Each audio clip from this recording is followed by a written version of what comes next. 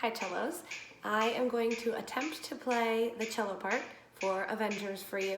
120 is the tempo, and it's a pretty difficult tempo, at least for me, because I'm not a cellist. But before I begin, I'm going to show you some things about your technique and your posture that I know in my head, but because I don't play the cello on a regular basis, my technique when you watch me perform might be a little bit off. But I want to make sure that you know the right way to do it because you practice the cello all the time. When you hold your bow, your elbow isn't dropped down. See what happens when I drop my elbow and when I raise my elbow? When I drop my elbow, bow hold tends to turn into this weird thing that a lot of cello players do.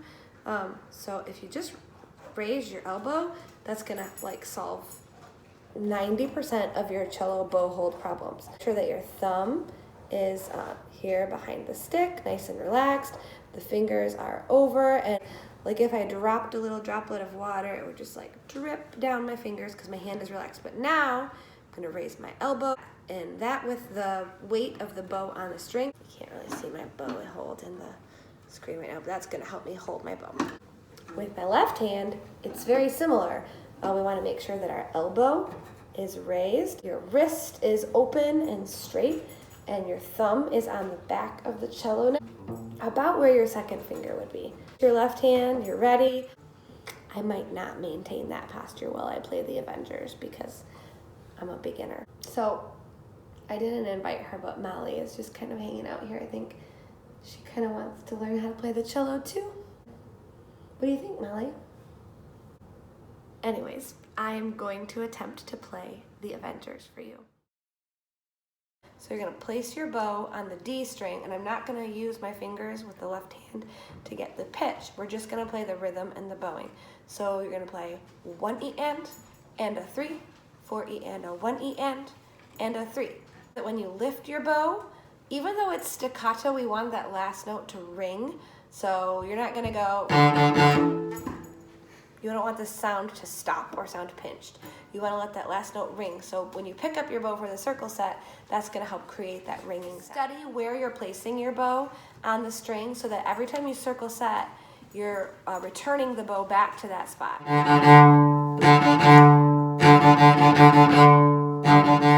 Also want you to look at where you are using your bow. So we're not going to try to play this way out here. The bow's just not heavy enough. It won't give us the sound we want. Very beginning, maybe kind of the middle. A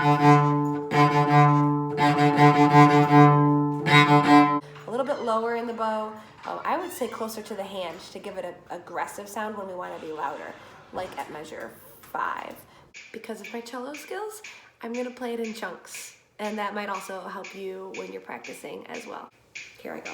1, 2, ready?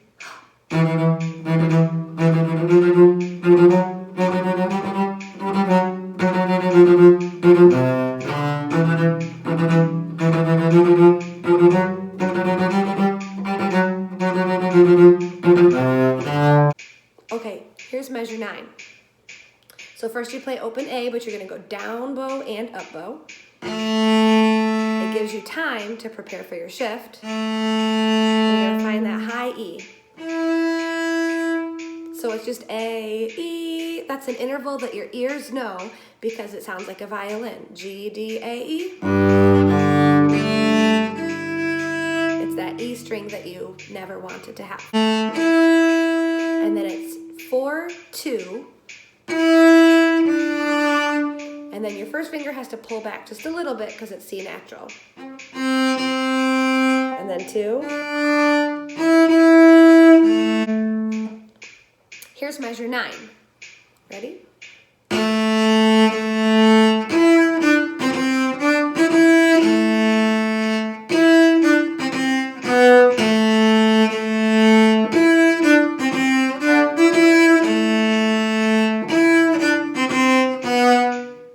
Got it? 4, 2, 1, 1, 2, 4, 4, A. 4, 2, 1, 1, 1, or measure 12 again. 4, 2, shift, 2, 2, 1, Once you're back in first position again for measure 13, you just put your first finger on the D string for measure 13. And now it's going to combine everything we did at the beginning with everything we did at measure 9. So you just need both sets of skills. Here we go. Measure 13. 1, 2, ready.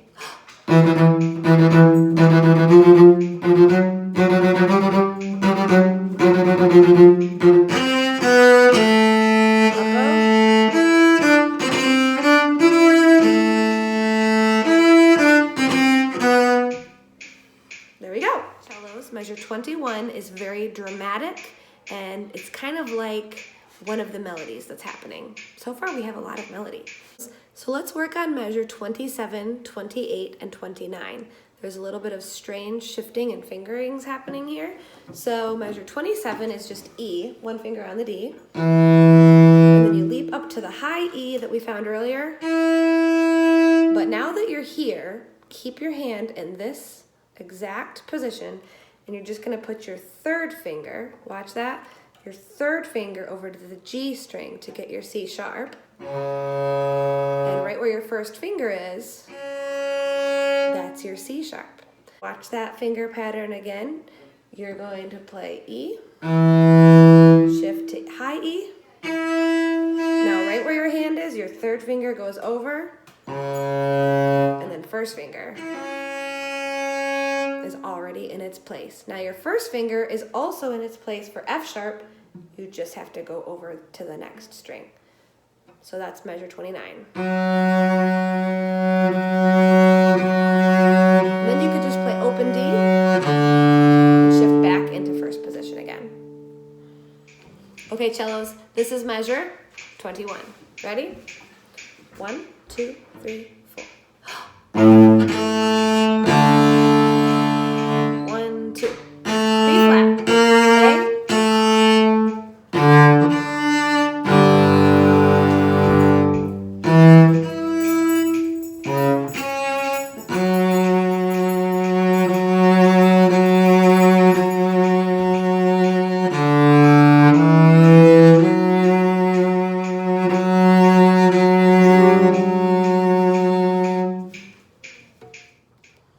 A couple spots to work out. Watch out in measure 42 because it's a G sharp. You can't just put your fourth finger on the tape. You have to extend it to G sharp. And then once it's there, it makes sense to use your second finger to play F sharp. Once you've shifted to get the G sharp in measure 42, you play A, 4, 2 instead of 3. And stay there, 2, 2, 2, 4. And that's gonna make your high D sharp in measure 45 also be in tune. 4, then shift back for 1, 3. Okay, so the fingering from measure 41 all the way to measure 47 is 1, then A, extend for G sharp, 4, stay there, use your second finger for F sharp, same thing again, F sharp is second finger, 2 again for C sharp, D sharp is 4 because you're already there, now you shift back for B, 1, and then 3. And you can stay in this position all the way till the end, except you need to watch out in measure 50 for another G sharp. Stretch your fourth finger for G sharp, and then at the very end, the very last note, F sharp is 4 on the C string, but it's extended. Do not, I repeat, do not put your fourth finger on the tape on the C string for the last note because it will sound terrible. This is 29 to the end. First finger is on F sharp because that's where we left it. 2, ready?